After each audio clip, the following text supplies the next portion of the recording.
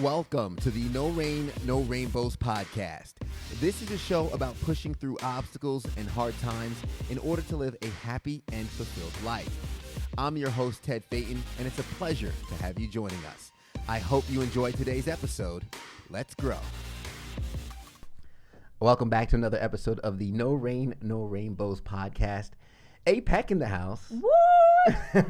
How are you? I'm doing great. Thank you. How are you? I'm doing excellent. Amy, it's a pleasure to have you in the studio today. Thank you for letting me be here. I'm excited. And I only twisted your arm super hard when you were in my office to let me come in and be a part of your podcast. It's okay. My arm's back in the joint.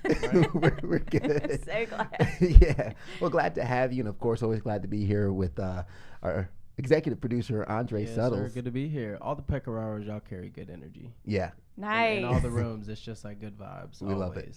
We love it. It's good. So we're very familiar with each other, but our Yes. listeners might not be. So why not you introduce yourself really quick? Okay, cool. So my name is Amy Pecoraro, and I am a wife, a mom, a small business owner, and I don't have a fourth thing. So that kind of defines me right now. Nice. I am married to Timothy Pecoraro. He has been my dude for almost 22 years. Nice. And we have 3 kids who I'm so stinking proud of. So I could gush about them all day long.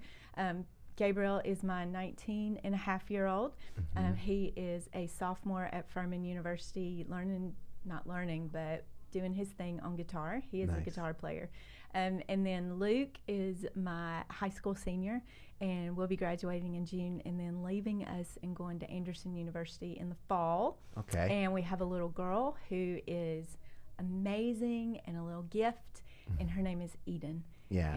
And I own Peculiar. It is a creative agency. We have been downtown Greenville for about 15 years and then decided to make a change in the middle of last year and saw an opportunity. And so we are at the very top of the cutest little city in South Carolina called Fountain Inn, and are so blessed to be in that area. We are absolutely loving it. Yeah. Yeah, so that's me. I love that, and that's an awesome breakdown. I love how you said, I'm a wife, mother, business owner, and I'm not sure about the fourth one. I think we're all working on whatever titles we have. Exactly. We're always a work in progress, right? So I love that, and kind of unpacking the story. So let's go in order from wife, mother. What's the journey like? Especially as somebody who's engaged, looking ahead to getting married in the future. Yes. And I like unpacking the No Rain, No Rainbow stories in terms of, trying to give either tidbits, advice, personal experiences along the way that help you with those titles that you have. So first is wife, or any of the ladies listening, what are some of the practices along the way that's been very beneficial to you in that journey? Wow. Okay, so that's a great question. Number one, I believe that love is a choice. And so every single day, I have not always liked Tim in the course of our 22 years, and that's something that he knows. But I have always chosen to love him. And that is what has gotten us through some pretty interesting times. And I think when I first got married, I thought everything was going to be like unicorns and rainbows. Like you're in love and you're marrying your best friend and you're going to start a house and just all these things that you aspire to as you're growing up and you dream about as a little girl. And so probably about 10 or so years in, I realized that marriage was really hard. And I think it was then that I started really recognizing that some days were just not going to be as much fun as others. Yeah. And that, again, the choice was mine. So I choose him every single day. Every single day. I still do it. I think the second thing is that you have to forgive. And forgiving doesn't mean that you forget, and forgiving can also be a daily choice, especially with some of the things that you go through. But it makes a huge difference, because if you choose not to forgive, then you're going to start storing up bitterness, and bitterness is like a blocker. Yeah. There are things that are not going to be allowed to happen in your life until you actually have forgiven and you let go of that. Mm-hmm. And so I had to learn that, and I learned that through a lot of hard lessons. Yeah.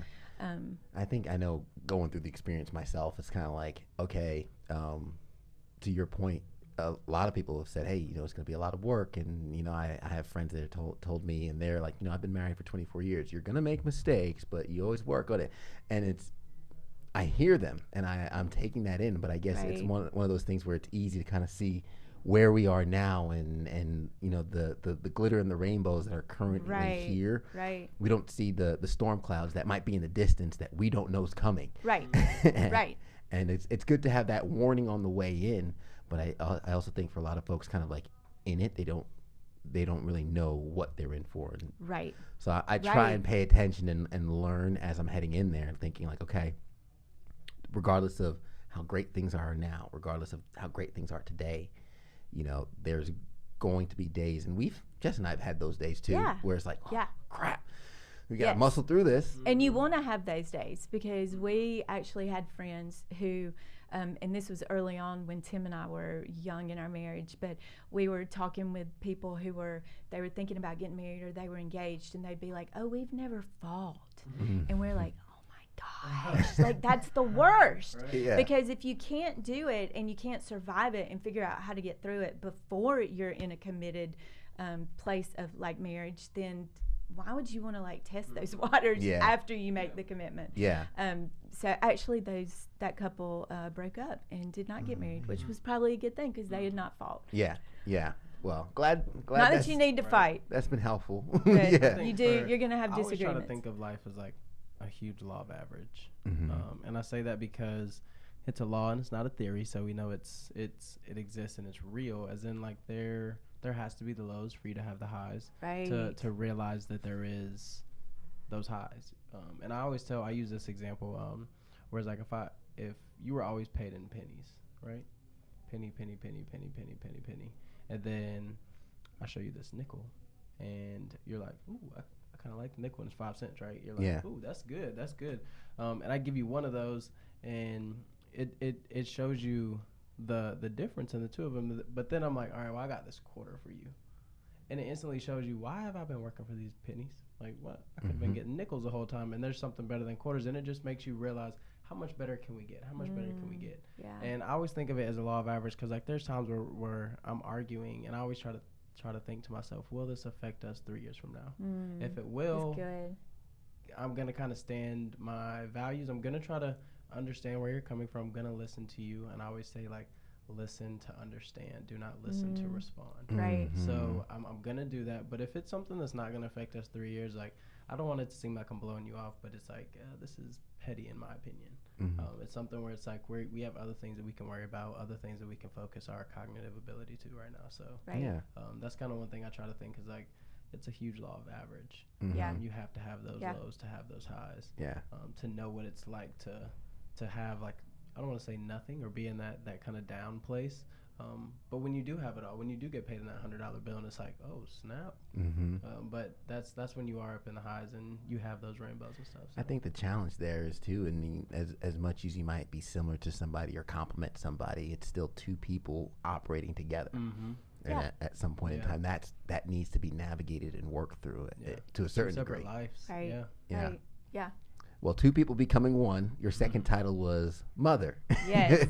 I love kind of going down the story as we progress. Yeah. Because this is all leading into business owner, which I'm sure there's been the rain and the storms through that. Right. But through being a parent, a lot of folks, they don't make an instructional manual for parenting. No, they do not.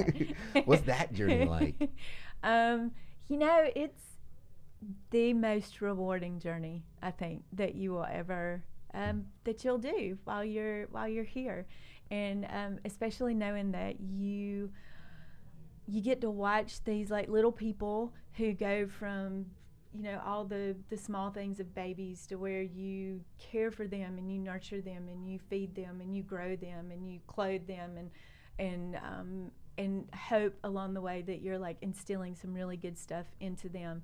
And then as they go, which again, my oldest is almost 20, so he'll be 20 in June. But that that part of life is really sweet to watch everything, because when you're in the middle of it, when you're in like baby and toddlers and preschool and then elementary, you're not really able to see what the big picture kind of is. Like you don't have an idea or an image of what this person is going to turn out like. Yeah. And so you just have to keep pouring into it, believing that what you're saying is going to like resonate with them, that what you're teaching them is going to stay, that they're going to kind of remember this foundation that you're trying to instill in them. And so when you get to the part where they do go to college or they do go to work, I mean, I used to be in the crew that said that you have to go straight away to school, to college, but now I'm like, if you don't know what you want to do, that's totally fine. Like take a couple of years off or take a year off or anyway, but that's another story. But when you get to see all of that start to like turn into something that's pretty amazing, and it's so cool. Is it okay to be scared? So cool. Oh my gosh, I'm scared all the time. The worst part of parenting for me so far has been the driving thing. Like having to let my kid learn to drive physically made me nauseous. And then I got mad because he'd be like, Mom, can I drive? And I'd be like, why are you asking that question to me? Because I just didn't want, you want to keep them safe. Yeah. And when you don't realize that people say that the hardest part of parenting is when they're little. The hardest part of parenting is when they're old and you have to let them fly. Yeah. That is the hardest part of parenting. At least for me, it has been, and it started with the whole car thing. Yeah. They wanted to get their license, they wanted to drive, and you want your kids to do that. Like those are all the things that you want your kids to do. So the flip side of that coin is not necessarily something that I didn't want. The flip side of the coin, but I really wanted to just keep them nice and safe and in a little home bubble for as long as I could. But that's not what we're supposed to do. We have to let them go and watch them soar. Because I feel like Jess and I will have different parenting styles. Yes. Where I like to use the pool analogy, where I'm like, listen, this world is the deep end of the pool. Yeah. And a lot of times when we have the kids, we start off in the shallow end and they have the little floaties and everything. Yeah. And we get to the middle where they're on the little tippy toes. They can just keep their head above water. But eventually, they have to go in the deep end and you have to take the floaties off and they might swallow a little bit of water. And I know Jess is the kind of person who she's going to be like, well, pull them up. I'm like, let them swallow a little water. I think they're okay. You good? Yeah, that's so good too. But if you can understand that early on and know that it's okay. Yeah, I remember watching my boys, this was years ago, before Eden was born, so it was well over 10 years ago. But our house is right beside the pool parking lot in our neighborhood, and so they were learning to ride their bikes. And so of course when they're riding, like, you don't want them to fall, you don't want them to skin their knees, you don't want anything harmful to come to them. But I remember watching them and thinking, if they fall down and skin their knee, they're going to be okay. Like, as simple and as kind of probably silly as that sounds, knowing that they could fall down, skin their knee, and then they're able to stand back up, and maybe they're like crying a little bit, but I don't have to go running straight to them to pick them up. It was like a little life lesson for me, because it gets that concept, you see it all the way through to as they continue to grow, because you have to let them feel the pain of failure before they're ever gonna grow. If you don't feel that, and if they don't feel that, it's like I used to help my kids write their papers, because that's part of what I do in my job every day is I do a lot of editing. And so when I first started helping them edit their papers, a review like what they were turning in, a lot of times I would change a word to this, or I would be like, oh, this is going to sound better if it's kind of rearranged in this way. And then it hit me that was becoming my work and not their work. And so all I needed to do was legitimately look at it for spelling errors, for grammatical errors, for, did they miss punctuation or something like that. But changing the work was not my job. It was just the editing part of it. because they need to feel that. So if they get a grade from a teacher that's a C, then that's their C. Yeah. It's not my B. Yeah. Because they're not going to learn through my B. They're only going to learn through their C or under. Yeah, I love that. And there were a couple bombs I had to write down that you mentioned that we can revisit at the end, but kind of keeping the story going and really kind of thinking, I think getting to the meat and potatoes of the podcast right now is going through kind of what we mentioned before, your journey through business ownership, owning Peculiar, and going through that journey. And even right before we were recording for the Patreon page, you were mentioning the relationship you had with the company. Let the listeners, I guess, get a little bit of an insight onto that journey that you went through, and I guess still kind of transitioning through right now. Yeah. So in 2007 is when I joined Peculiar, and it was not of my my husband started the company in 1998 as a music production company, like literally probably a couple months after we were married. We were married in May of 1998. Mm-hmm. And he's a musician, and so it started as a music production company in our house and just in one of our extra bedrooms, and he recorded different groups that would come in, and then it just made sense as he did more of that, it just morphed. Yeah. So the opportunity came to make a video. And, you know, when you're an entrepreneur, then you don't ever ask how when you're being asked to make something. You just go, yeah, we can do that. I can do that. And then you're like, I'm going to figure this out later.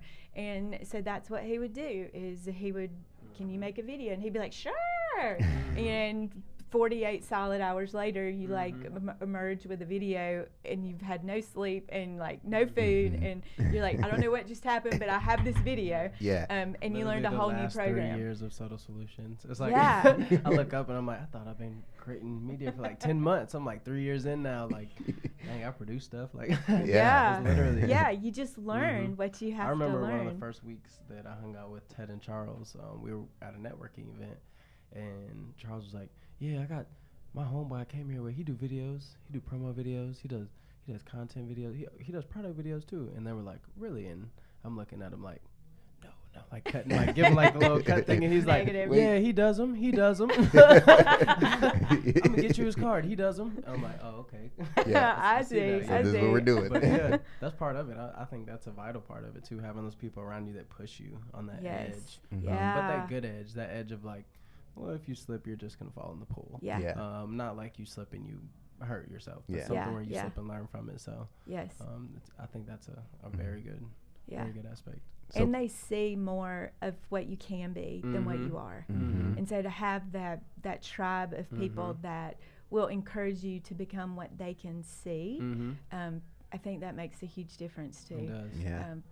But yeah, so he's like making videos and things like that, and it just continued to grow. So he was on staff for a nonprofit for several years, and when he was on staff with the nonprofit, it was really hard to get high quality creative work. Like, it just wasn't a thing.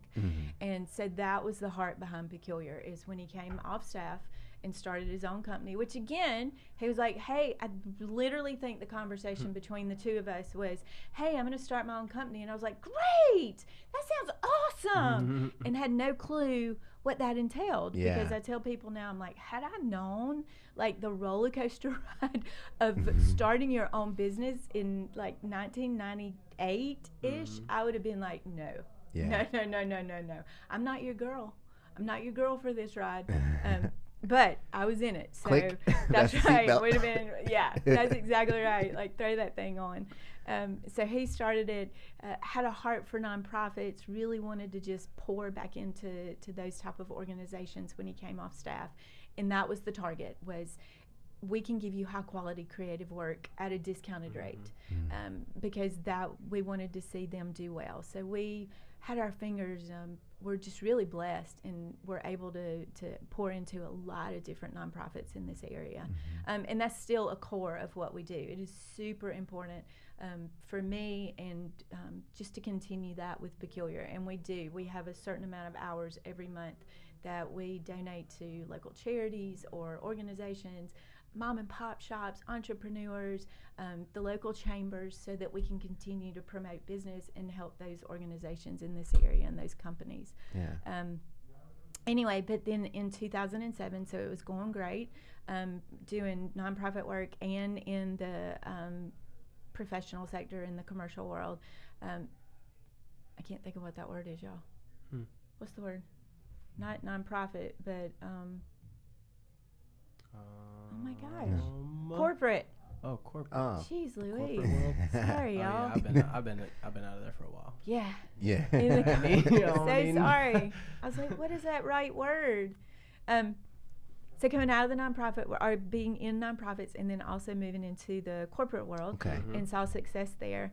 And then in 2007, I was actually working for another company in the area part-time, and they fired me. No. That happened to me once. Oh my gosh. So it was because they had a commercial division, and they decided the commercial division was not going in the direction that they wanted it to go. So they just cleaned house. Which I want to kind of unpack that part, because I think a lot of people think, okay, hey, I have a job, I have a good job, pays well, and they get comfortable, they think they're secure. Yeah. But that's not the case. No. Because, I mean, you have people behind closed doors, corporate, that make these decisions that have impacts on their lives, that, you know, one day it's like, hey, this branch, this office, this position isn't feasible anymore. Right. And just like that, things change for you. Yeah. And that's exactly what happened, because literally like 1 week prior to me getting called into the office, I had been on the phone with the leadership, and they were like, things are going great, and we're so proud, and things are moving the way we wanted them to. And so I think my face probably fell off when I like walked in the office, and my like direct report, the guy that I was reporting to directly, never said a word. He just kind of sat there, and everything happened. His person over him was on the phone, and so she was the one that kind of delivered all the news, and he just kind of sat there and looked at me, and I was like, man. Anyway, so that was incredibly humbling to get fired. I don't even like saying it. And you fired your boss. We'll say that. That's what you fired your boss. It's ultimate, yeah, it was. But as soon as I remember, I actually went to lunch with my sister, because I'd already had that scheduled. Went to lunch with my sister, and as soon as I got home, I remember Tim like opened the door, and he was like, "Go sit down." And I went and I sat down on our ottoman, and he just started speaking all this positive stuff over me. Which is probably a great thing to take away when it comes to marriage, is when you go through hard stuff, somebody has to be the one to speak the future. And I remember that was so, it was like sweet rain coming down on like a really parched heart at that point, because I'd never had that happen to me in my whole life. Yeah. And I'm in my like early 30s, and I got fired. And just having him come and do that made such a huge difference.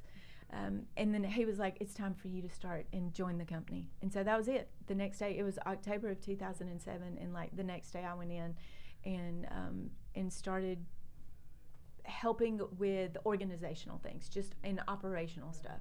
So like we didn't have a handbook, so I wrote a handbook. And you know, we didn't have a lot of processes that were written down, so we went through processes and started figuring that out. I didn't know how to copy paste in like on a computer. I had no idea how to do that. So like I'm learning things as far as like email. Which I mean, I know a lot of our listeners might be millennials and whatnot. They're thinking copy paste. Yeah. That wasn't always as wasn't ubiquitous as it is now. Yes.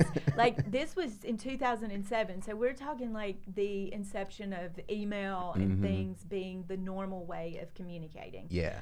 You know, this was like prior to project management systems being digital and something that you do online, because we started and had a hard copy that we created where every single project that we had, if it was an envelope or if it was a video or if it was a business card or branding, like everything was written on this hard copy piece of paper. And I can tell you we did a lot of it, because when we moved our office in June, I was in charge of purging all the old files, and we had about 600 pounds of paper that we purged. 600 pounds of paper. That just tells you how much how much paper we killed. Get a lot hand of trees. cramp. I know. Oh, man. But yeah, and so that was what I did. I went in and just looked at all these operational things and how could I help. And I learned, I didn't know anything about marketing. That wasn't I didn't graduate with a degree in business. I didn't graduate with a degree in marketing. I graduated with a degree in education, early childhood, elementary education. And I can remember when I was in school, I knew I wasn't going to be a teacher from the beginning because it was too rigid for me. It was, you have different kids every year, but pretty much you have the same schedule every single day. You do math at the same time, you do recess at the same time, you do lunch at the same time, you do related arts at the same time. And that just wasn't my thing. I needed something that had more variety than that. But what I remembered loving was when we had our class on curriculum and we had to develop curriculum for like how would you teach addition and how would you do subtraction. And I can remember making some little boat thing, and I just remember when I made it, I was like, this is so much fun. Yeah. Like if I'm never going to teach, but I would totally build curriculum and design curriculum and like the stuff that goes along with it. Isn't that crazy how like there are some aspects of the things that we do that we really enjoy and love, yet the thing overall might not be that enjoyable. Like for example, when I first jumped into college studying computer science, I first got into Penn State for computer engineering. I was more of the hardware aspect of it. That's what I liked. Yeah.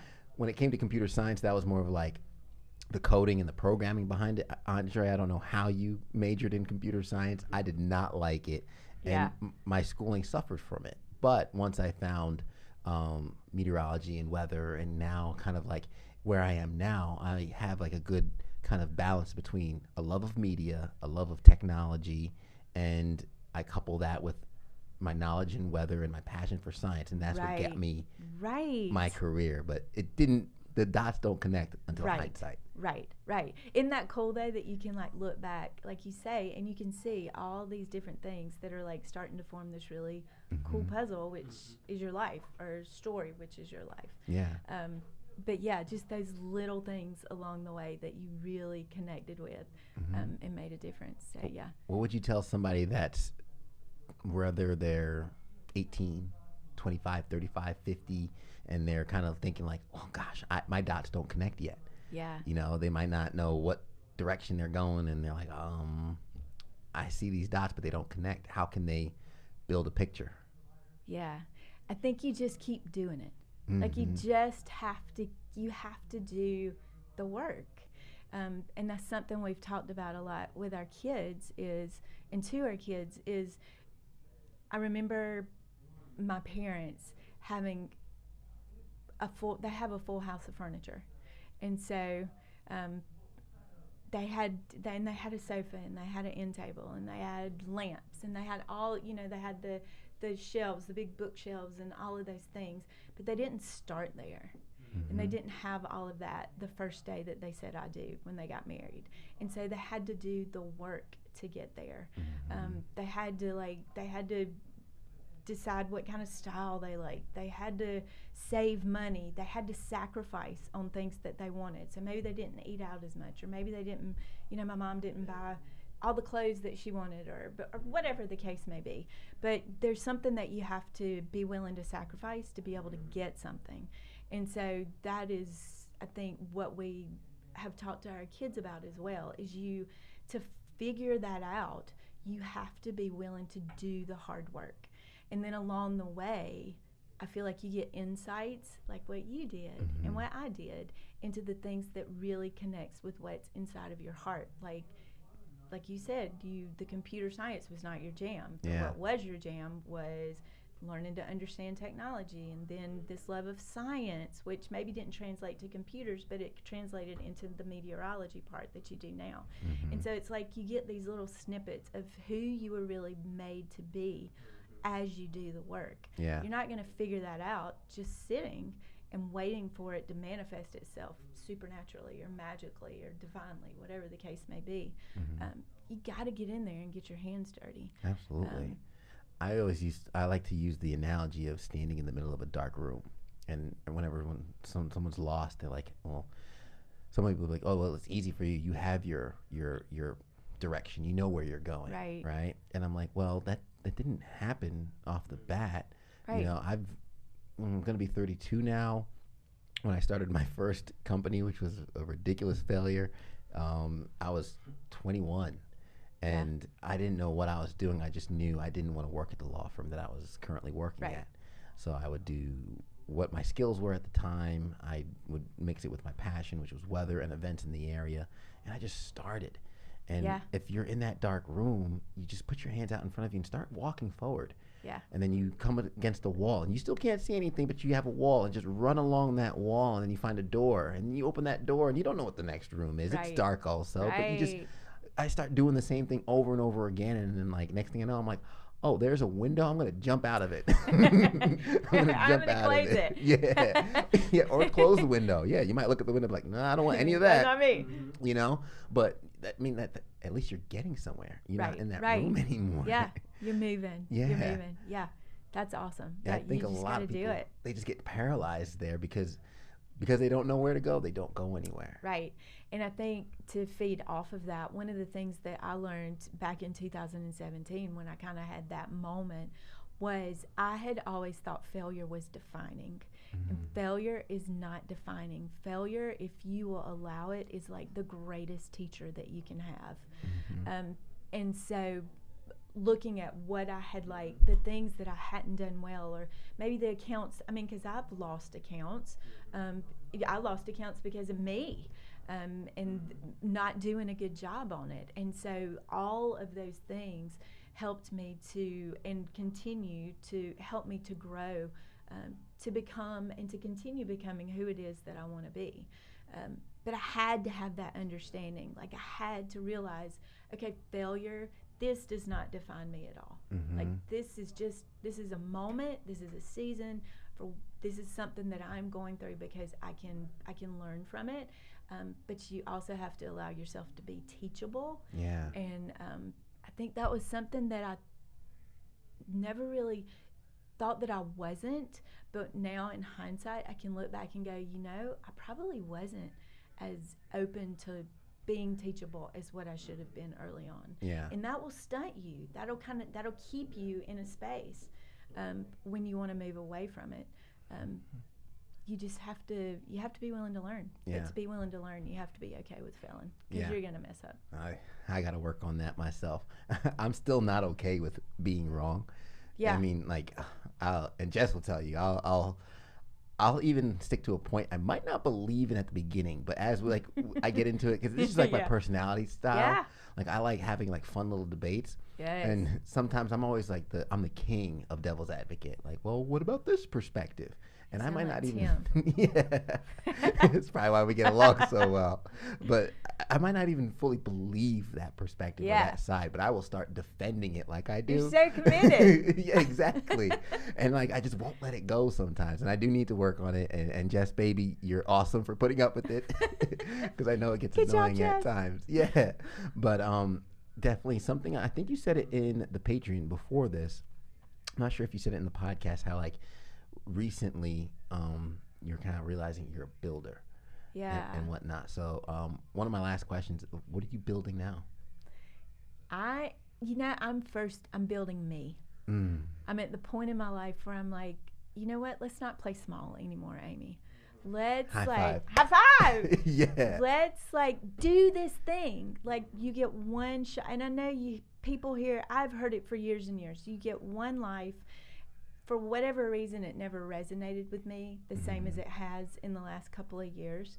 And again, it all goes back for me to that kind of 2017 moment where I was like, you know what? I'm a builder and I can do this.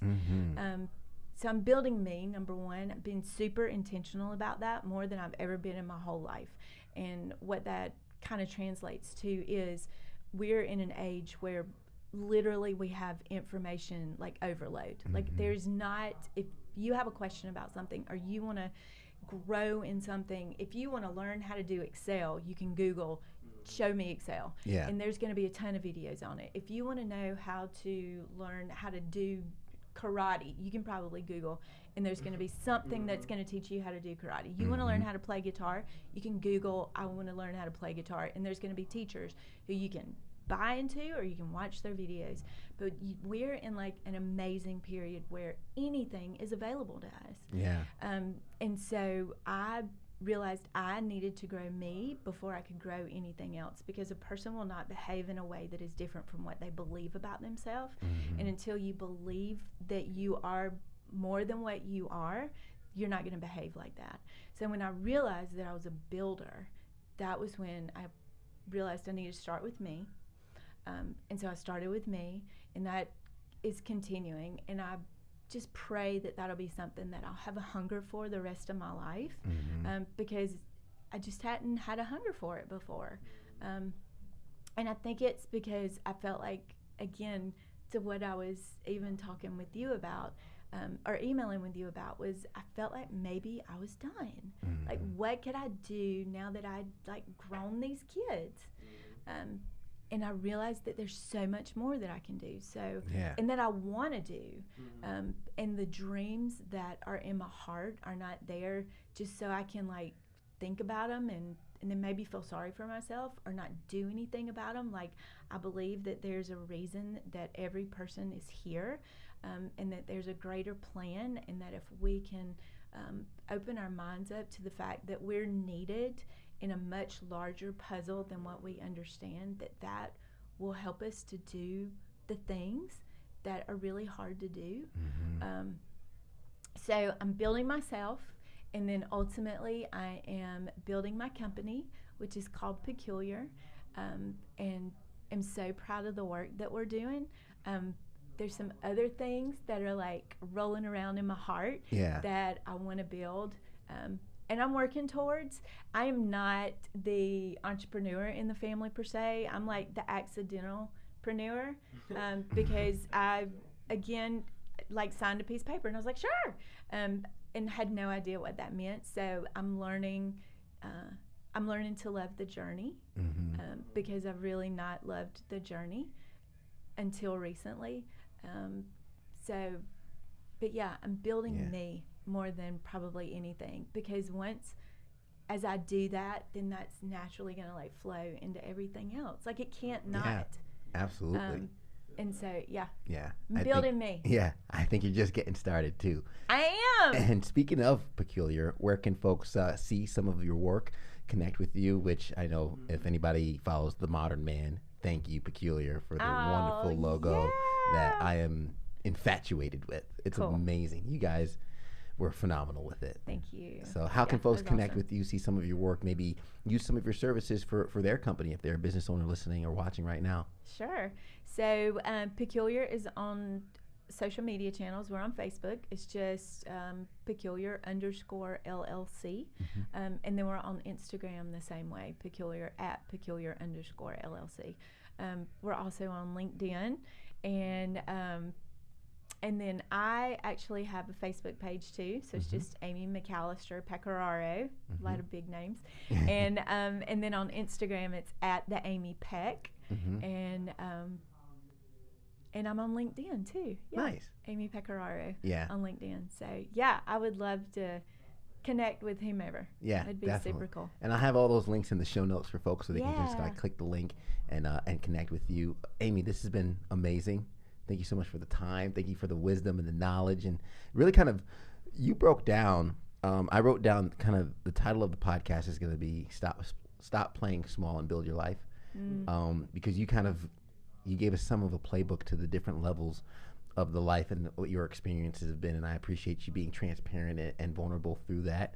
And I think a lot of our listeners can get a lot of value from the things you said when you talked about love is a choice and you have to forgive through marriage. And I also wrote down another line when you said, when you go through hard stuff, somebody needs to speak to the future. And also it was kind of a No Rain, No Rainbows reference when you're like, it was like rain pouring down on your droughted heart. That was beautiful. And parenting, when they're old, you have to let them fly. That being one of the hardest things. I think a lot of parents will probably have to suffer through that, myself included, when that day comes. So I might be calling you up for some advice there. Give me a buzz. And failure is not defining. I think that was huge. I think a lot of people, especially myself, needed to hear that, because I get hard on myself with little failures and big failures along the way, which I've had many, and I know I have a lot more along the way. So thank you for sharing all that. And APEC, wife, mother, business owner, and builder. I think number 4, we can. I like it. We could put a little pin in it, but I like builder. I like builder. Thank you so much. Thank you so much. It's been a pleasure, Andre. Thanks for being here as always. And to you, the listeners, the watchers, thank you for joining us. As we always say at the end of the episode, everybody wants the sunshine, but they don't want the rain. But you can't get the pleasure without a little pain. Let's grow. The No Rain, No Rainbows podcast is recorded at Camaraderie, a collective workspace in Greenville, South Carolina, right off the Swamp Rabbit Trail. If you're looking for a place to grow your business, network with other professionals, and establish your own workspace, Camaraderie is the place to do so.